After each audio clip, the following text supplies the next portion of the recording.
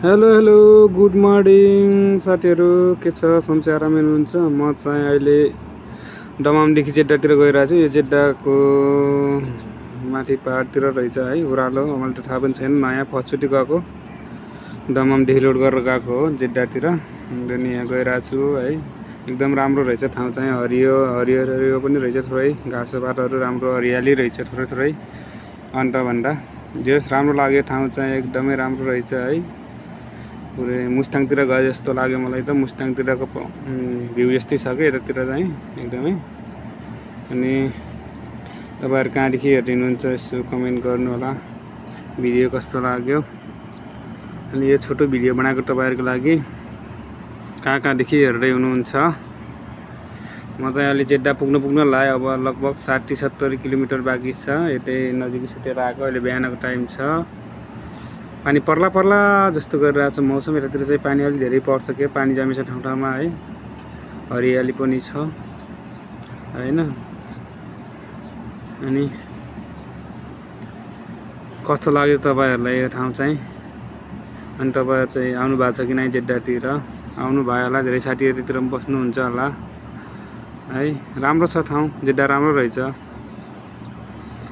पानी पर्ला जस्तो गरिरहेको छ मौसम पनि एकदमै है।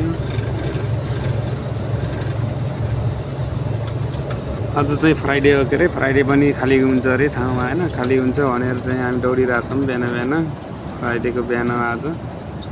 अनि त्यही पनि खाली हुन्छ भन्ने छ, फोन गरेको अघि नै। त्यही भएर दौडिरहेछौँ है, छिटो खाली गर्न जानु लागि हामी चाहिँ। अनि खाली गरेर फेरि फर्किने हो दमामतिर। अब आज साँझतिर फर्किने हुन्छ होला सायद है। यस्तै छ परदेशी जिन्दगी, के गर्ने त है, काम गर्नै पर्यो। गाह्रो छ नि हो। कति राम्रो ठाउँ रहेछ के, कति राम्रो। पहाड देख्यो भने त मनै अर्कै हुन्छ हो। नेपालतिर भएको जस्तै लाग्छ। यति राम्रो पहाडहरू छ, घाँसहरू रुखहरू रहेछ, हरियाली थोरै यहाँ। नेपाल गएको जस्तो लाग्छ हौ। पहाडतिर आनन्द लाग्छ, मनै अर्कै हुन्छ पहाडतिर गयो भने।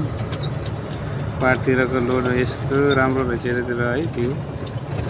यतातिर तरकारी खेती पनि गरेर रहेछन् हल्का In 600 meters, turn right. है।